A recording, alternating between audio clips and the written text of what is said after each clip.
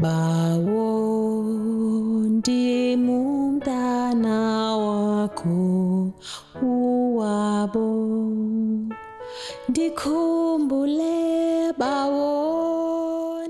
Then there were two things that were important before I answer your question. One was that there was an automatic exclusion of all those that had not passed mathematics from coming into our programs because they couldn't possibly make it. Right? Then there was an automatic exclusion, believe it or not, of women. Wow. Yes, it was like, this is too hard for women.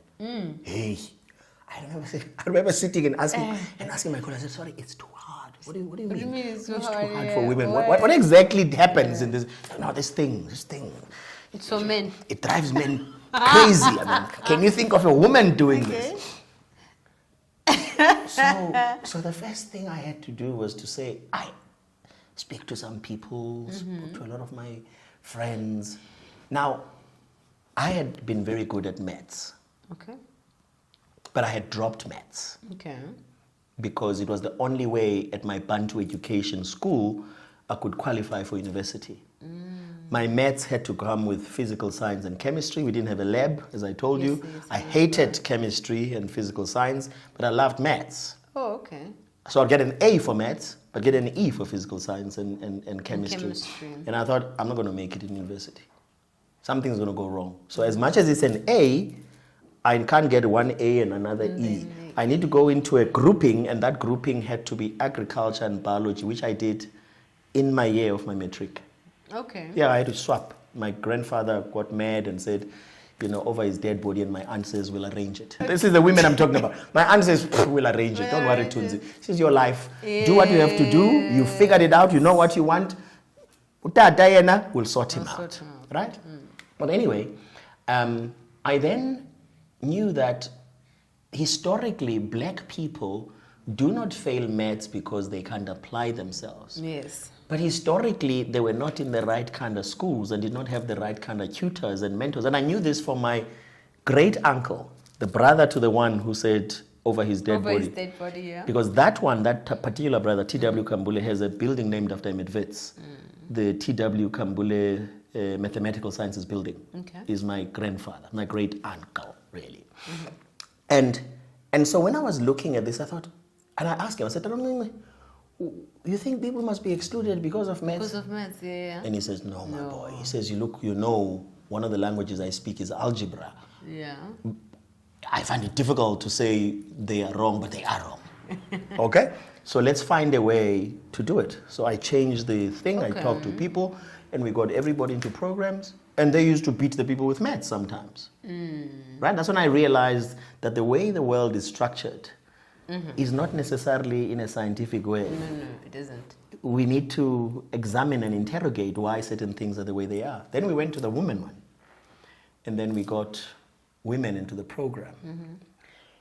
The top candidate, CCIE, not by performance because everybody must get 100, but now in terms of having worked in corporate and being a big shot, was a woman who ended up being headhunted in the US and she left, which disproved that theory. So there's a lot of things that can be done. So when you talk about rural villages and solutions and the will that I'm talking about, the determination to change things, technology is the only thing that can be used to enable such a revolution. I'm sorry, there's no other way you can do it. Yes, skills are important. Skills transfer is important. Knowledge transfer is important.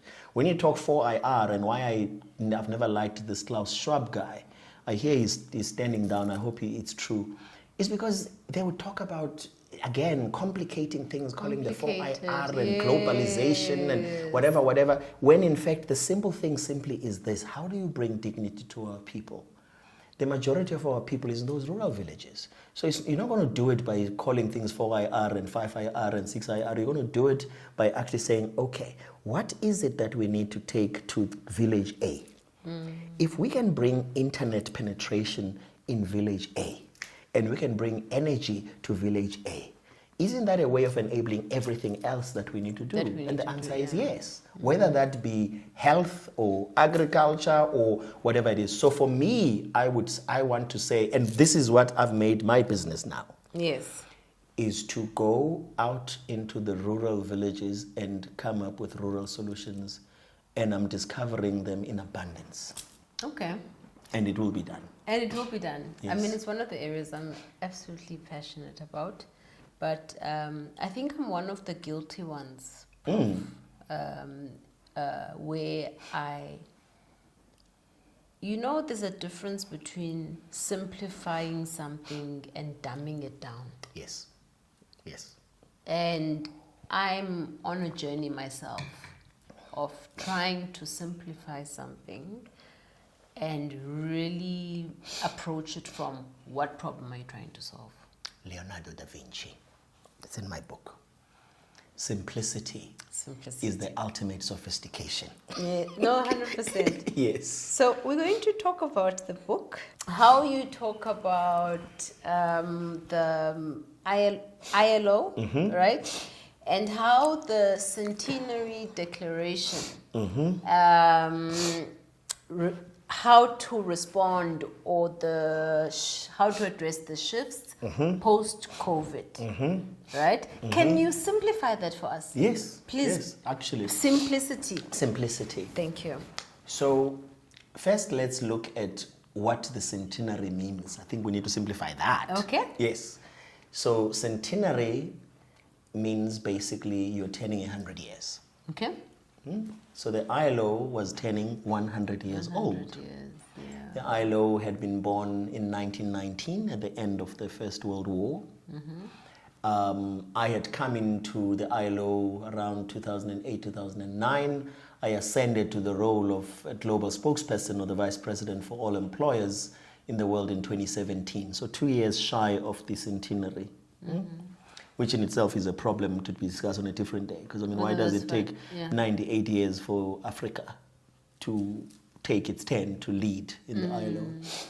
But when we were planning for the centenary, we were saying, what do we want to achieve with the centenary? So first of all, we had to spend a lot of time pre-centenary conversations. Yes. And say, what has the ILO done from 1919 up into 2019? In the 100 years, what has it done? Okay. So we had to unpack that. So in 2019, Prof, how are you talking about COVID?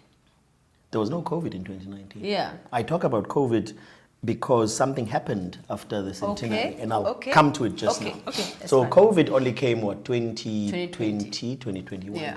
Okay. So we now are trying to find a way forward because I keep referring in the book to the ILO as the mother of the workplace. And whether you like it or not, it is the mother of the workplace because for people to work an 8-hour day, it came from the ILO. For people to say there shall be no child labor came from the ILO.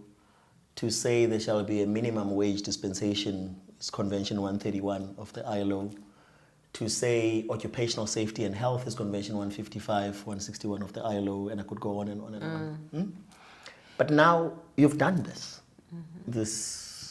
these conventions and recommendations that go to countries and then they ratify them, and ratification means the country sits in parliament and talks about how it's going to take that convention and makes it part of the body of work of the laws of their country. Okay?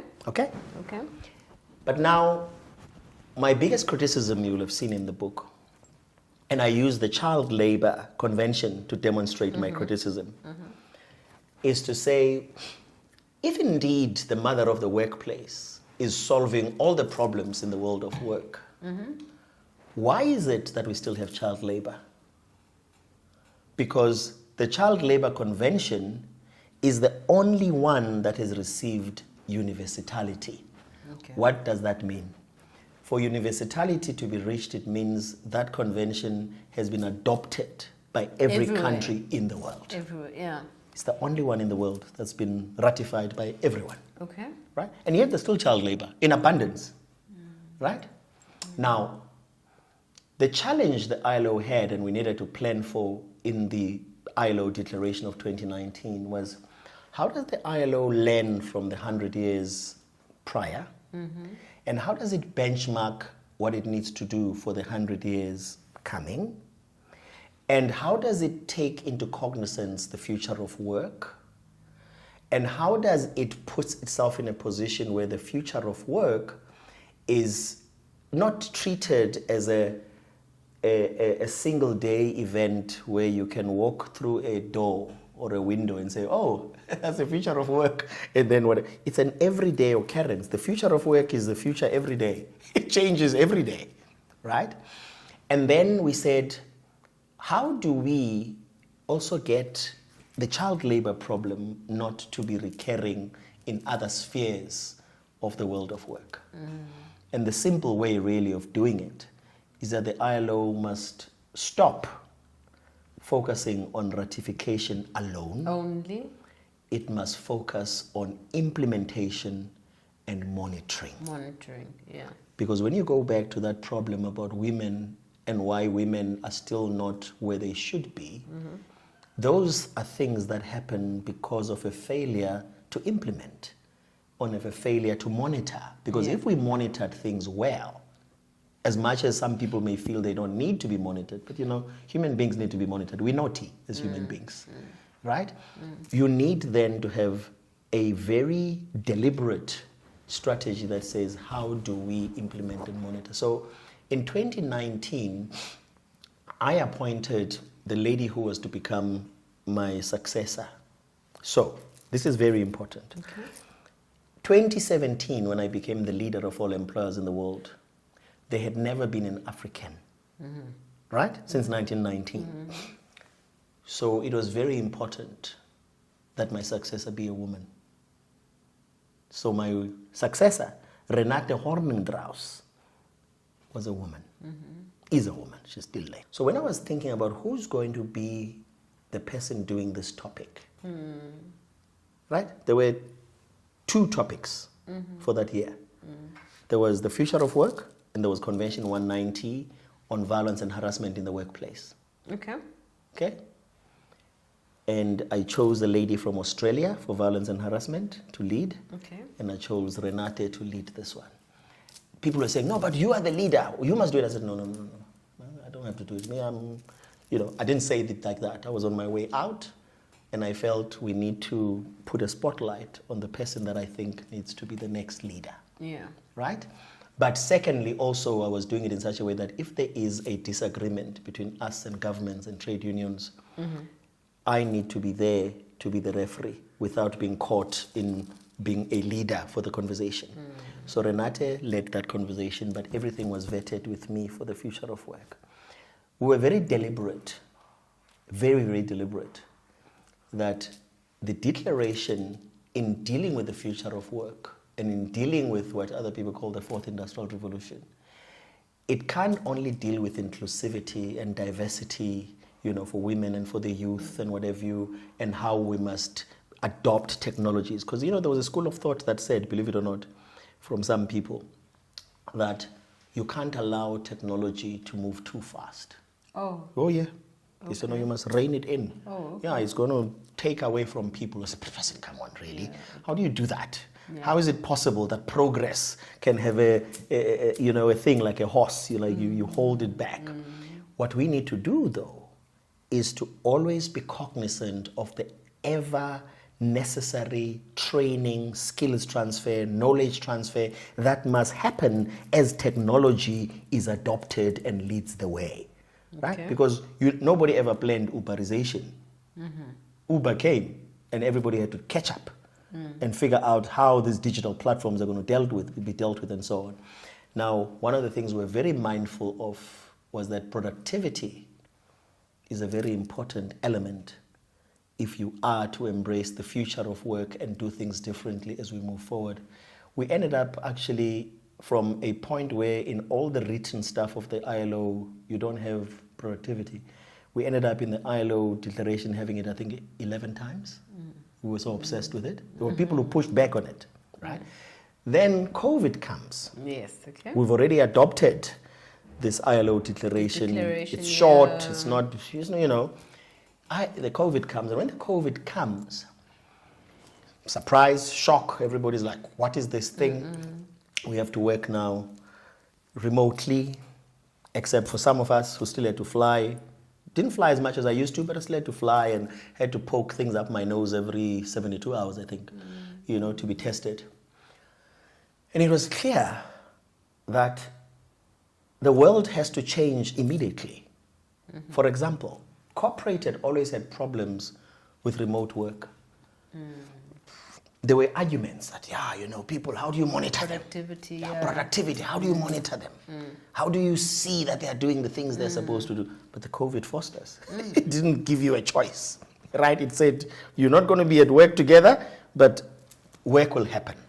So when people looked at the ILO declaration, we had a conversation of leaders, as it was called, in about July of 2020, I think it was.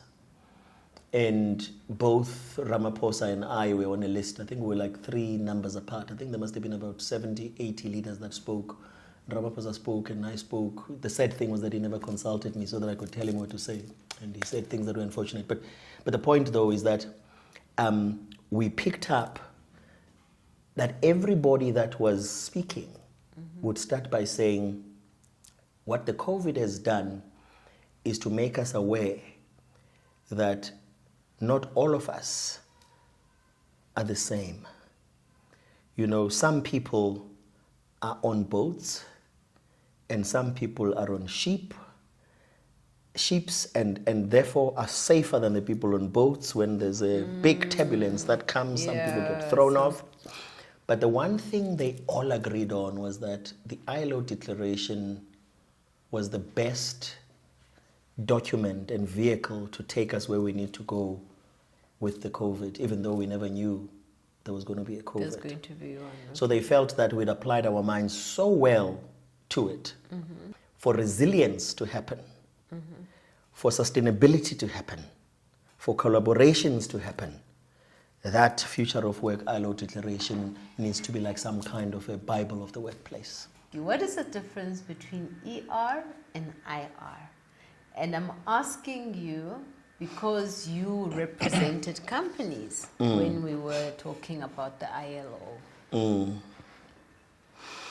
To those who don't understand.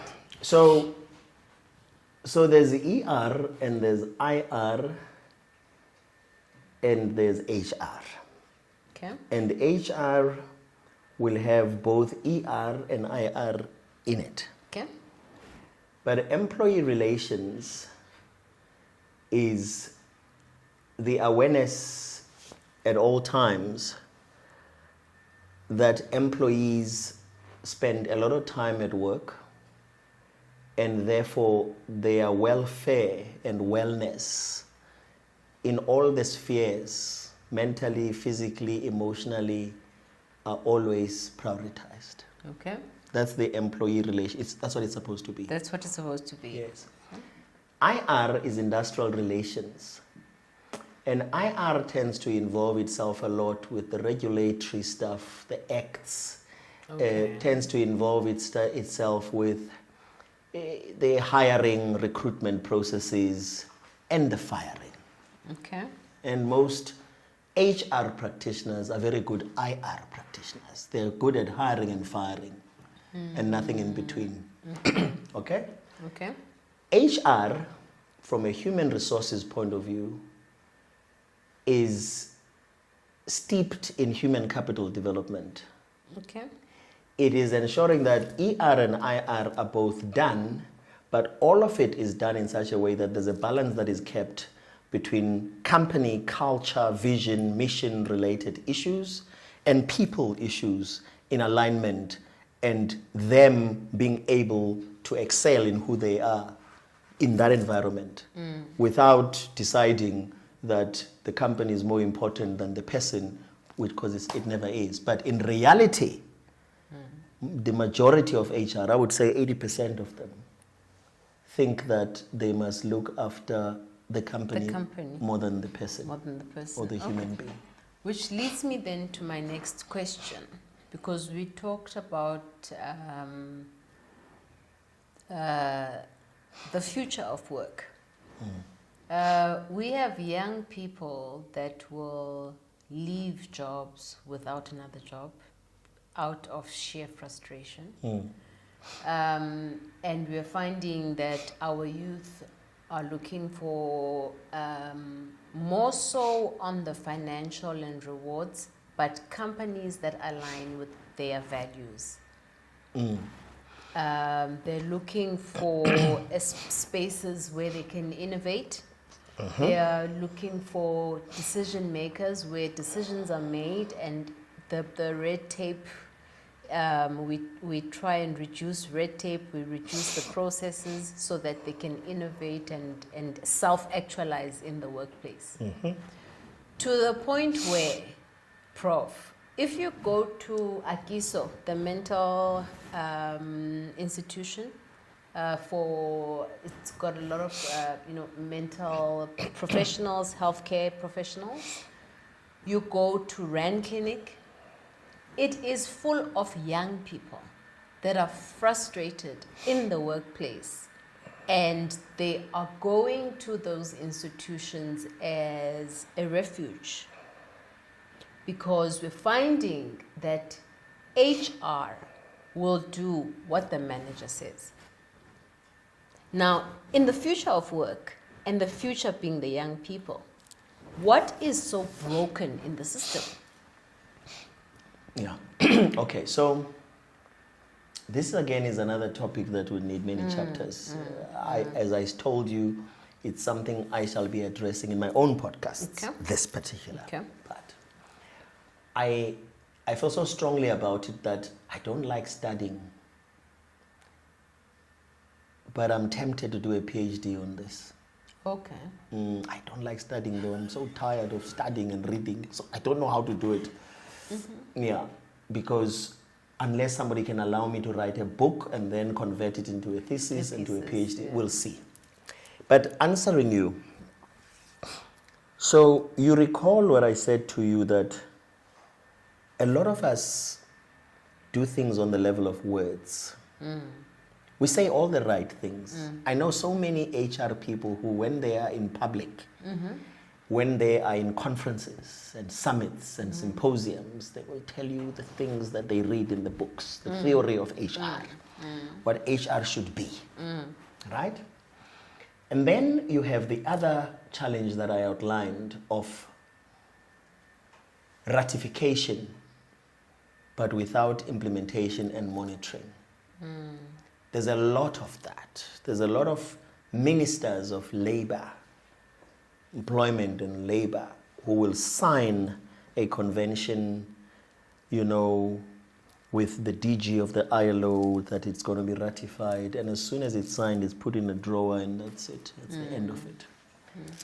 So it has a lot with the hypocrisy of humankind to a certain extent. It's what I refer to as talking from both sides of the mouth. Say one thing here and you say another this side. Okay. But secondly, it's also to do with people not being courageous. Okay. Courage is a very difficult thing. When you think about the choices you have. So you come into corporate, and corporate presents you with the opportunity of ascendancy for Wabo. And for Wabo to ascend, Wabo needs to outshine everybody else, and Wabo needs to do whatever she's told by the CEO and whoever is the boss that HR reports to. And Wabo forgets that her role is to make people happy at work. Because a happy person at work results in a happy company. Environment, yeah. It's as simple as all that. Yeah. Right? I remember at Talk IT, we used to have a lot of our people getting pregnant by the buckets boy. And what I said, what's happening? They said, no, we're happy. So you know what? When we're happy, we do stuff, we produce. Oh, okay, all right, keep doing it then. And if that's what it is. So for me, there's a very big difference between human capital development from an HR point of view, yeah, and what actually ends up being practiced as being industrial relations, IR. And a fervent and determined, need by the HR practitioner to make the company happy, and therefore wanting to have the people having to only suck what is called company culture that doesn't exist, because it can only exist if everybody is sharing in it. Now, the young people you're talking about, mental health was a very big part as well of the future of work, the declaration you talk about. Because we were mindful about it pre-COVID. The COVID, of course, revealed the gravity of it, how serious it was, mental health. People were free for the first time to talk freely about it and talk openly about it. And young people, now the thing I never get right to me is these generations, Ys and Zs. I can never tell which is which, but those generations of young people are not like the old stock, where they would do whatever it takes to be a senior executive, for example, in a company. They are not pushed by that. They are pushed by happiness. They are pushed by flexibility. They are pushed by having the ability to go yoga when you want to go do yoga. Go do whatever you need to do. But you know, when you have to work, you know what is required from you in terms of your role. You'll do it. But you must be given the freedom to do it. You know, I know senior executives right now, many, HR will say, you know, we're very flexible here, you know, in a 5-day week, you can take a Tuesday and a Thursday at home and then come on the other days, Mondays, Wednesdays, Fridays, and whatever. And yet, the same people, when they don't see you at work, say, we don't see you at work. We don't see you. Shouldn't you be coming to work more often? We need to see you. So people need to decide what it is they want to do. But I think that HR as a professional discipline and as an area of looking after people needs a complete overhaul. Complete overhaul. But in overhauling it, it also needs to be overhauled not only in the private sector, but in the public sector as well, and in the trade unions as well. Because even the trade unions themselves speak from both sides of the mouth, right? And this overhaul, Wabo, goes to the heart as well of what departments of labor and employment are. Because even at a government level, there isn't the same level of seriousness associated with ministers of labor and employment as they should. And yet these are the custodians of people. And even in the budget, they will get the amasalela, you know, the scraps that could not be taken by the other departments of whatever they might be, commerce and IT. Of course, IT is important and whatever. But the department that looks after people actually is not a true custodian of people. And you find also in corporate, if you apply your mind to many companies, you know, think how many HR people are directors on the board. Just think about it. Very few and far between. Yeah. Very few and far between. Why? Because contrary to saying people are the most important asset, in practice not. No, it's not. Yes. So, Prof, when we talk about measuring and monitoring, and I'm going to call it for what it is, the toxicity that we find, that we've spoken earlier, is driven by ego, is driven by insecurities. Is there a way, or would it be a solution for the managers that frustrate individuals? Because remember, they are hiding behind company resources. The CCMA is overflowing, okay? It's overflowing with people that had the courage to speak, and a manager who is protected by or relying on company resources. When are we going to get to a point where the company says, the same way that a board can be personally held liable, when a manager is actively contributing to a toxic culture, that you are personally liable, would that not change some of these toxic traits that we're seeing? Not necessarily. Because you must remember how does a fish rot? It rots from the head. So if the HR manager is reporting to a boss who is rotten, so where is this liability going to start? Where's the liability going to sit? Yeah, when you say you are going to be personally liable, who's going to be personally liable? The HR person and the CEO, and who's going to hold them liable because they're in charge of the company resources you're talking about. So it's a very difficult situation. But for me, there is no doubt as well that that law also of the CCMA needs to change, because companies take, I think, what's the word I'm looking for? Advantage of people because they know they can ride it from a resource point of view, from a time point of view, whereas you can't, because you're going to be without a job, you have to look for another job, you are worried about what's going to appear on your CV, that you were dismissed. The fact that it's unfair is neither here nor there, you were dismissed, right? You already have that label that's going to disable you, right? And so that's what you do to a powerful woman. You dismiss them. Yeah, you dismiss them. Oh, because I can. It's my company, so I'll dismiss you. So there is no doubt that we need to overhaul the labor laws. There's no doubt that we need to overhaul something I like to talk about, Section 189, where the companies can simply willy-nilly retrench people. You can retrench people in jail just because they thought they should, without going to Productivity SA and talking to them about checking the effectiveness of the operations and things like that. So the one thing that the COVID revealed, Wabo, and unfortunately it takes a long time for these things to happen and come right, was how flawed the structures that pre-existed the COVID are in the world. In the world. In the whole world, right? And all of them need to be removed. So we need a serious revolution. So when you talk about tech and how tech is, what's that word you like to use?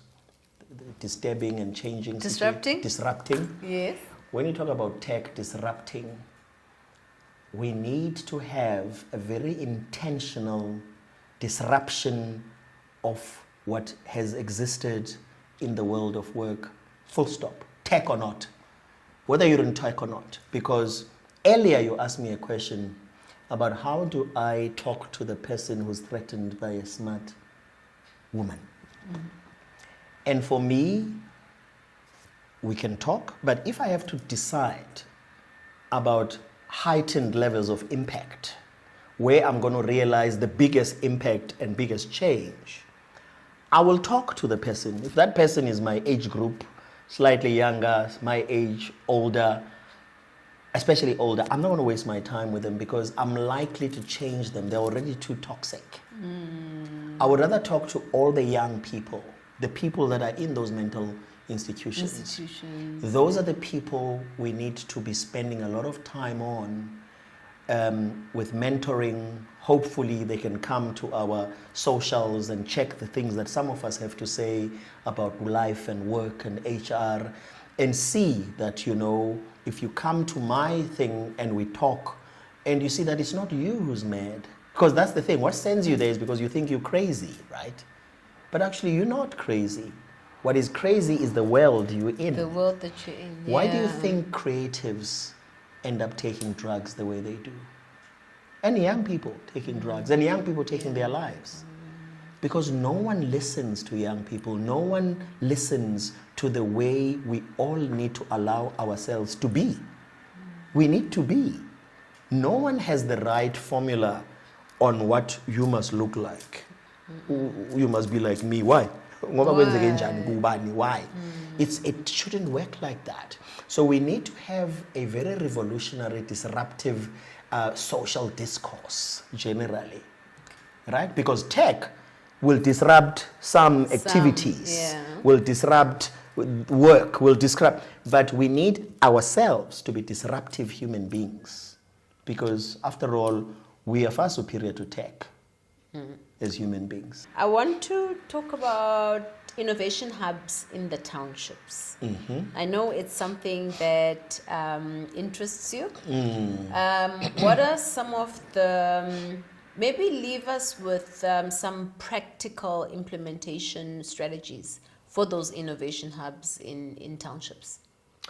Well, for me, innovation hubs have got to be part of a broader strategy for hubs. So if you have an agricultural hub, or you have a renewable energy hub, and so on, then you have innovation hubs within that. I think for me will be far more successful and far more pragmatic, because what it's also going to do is it's going to attract people according to the preferences they have. It's like, I like health, so I'm going to go to the health hub. I like whatever, I'm going to go to that hub. And then you can apply your mind and everything into that. Of course, there will be some crossing sometimes. It won't be the same. You'll have something in health. If you're dealing with cannabis, for example, and hemp, you might have it in agriculture, but also have it in health, because it's going to lead to pharmaceutical innovation or something like that. So we've got to be mindful of that. But I think, as I said earlier, it has to be done with intentionality. It's not something that must be done by the way. It's like we're dealing with stuff. So can we also deal with there has to be a rural focus of how to, for lack of a better word, emancipate our people without taking them out of their comfort zone in the rural villages. In the areas where they are. Because I love going rural. I know my kids love going rural, right? But of course, you can't be there for too long, because you're not going to have the things that they need, young people. You know, they need their internet, they need their Wi-Fi, they need their electricity, and so on and so on. So for me, pragmatism says we've got to do it as part of a sustainable strategy, to say not only are we creating an environment that is enabled, we are creating an environment that where you can do innovation, you can do it at the same time as you impart skills, at the same time as you impart knowledge, at the same time as you enable people to make mistakes in order to be innovative. Because if you can't be allowed to make a mistake, you can't be innovative, because that environment punishes you. And if an environment punishes you, why should you even try? So, and the rural villages have an opportunity for all of us, because you are getting people who are right at the bottom, and you can use technology and all the things we have to quantum leap them to a level that is required for them to fend for themselves and thrive. Thank you very much for the honor. And I think we have started on a high note for our very first episode of Tech Simplified with Wabo. Thank you so much for joining us today. Thank you for your time. It's a real pleasure. And your pearls of wisdom. It's a real pleasure. And thank you for having me as well. Bawo ndimu mntana wakho uwabo, ndikhumbule bawo nansi ngxambu yenkonzo, nansi nditya ngoku, ndikhumbule